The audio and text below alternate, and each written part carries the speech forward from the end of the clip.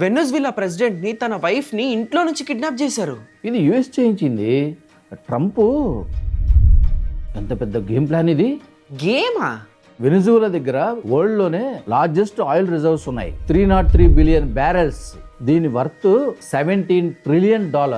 Trillion డాలర్సా? ఇప్పుడు ఆ country president ని పక్కన పెడితే ఇండైరెక్ట్ గా రిజర్వ్స్ అన్ని యుఎస్ అయిపోతాయి.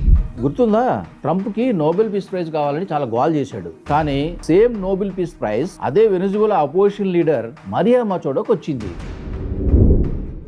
వెనిజువేలా ప్రెసిడెంట్ నికోలస్ మదురో చేసే పనులు అక్కడ ప్రజలెవరికి నచ్చేవి కాదు. ఫుడ్ దొరక్క చనిపోయేవారు. బతకడానికి ఆ దేశం నుంచి పారిపోయేవారు. సొంత జనాల్ని చంపించడం, యుఎస్ కి మాదక ద్రవ్యాలని ట్రాఫికింగ్ చేయడం, ఇలాంటి పనులను చేసేవాడు.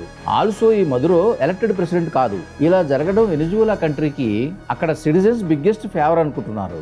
Nobel peace prize holder opposition leader Mariya Machado ఏం మాట్లాడలేదు. ఒకవేళ ఏమన్నా మాట్లాడితే ప్రెసిడెంట్ అవ్వలేదు. అయినా కూడా మాట్లాడడానికి ప్రయత్నం చేస్తే ట్రంప్ ఏమన్నా చేస్తాడేమో అన్న భయం ఆమెను ఆపేస్తుంది. ఇదే టైంలో అటాక్ చేసి ప్రజెంట్ ప్రెసిడెంట్ మదురోని పక్కన పెట్టి అపోజిషన్ లీడర్ మరియా మచోడోని ప్రెసిడెంట్ చేస్తారు. Venezuela citizens happy. Same time oil reserves కూడా ట్రంప్ కంట్రోల్లోకి వస్తాయి. ఓడి అమ్మ బంటి, ట్రంప్ మావరోయ్ బుసగొట్టేస్తున్నాడు రోయ్.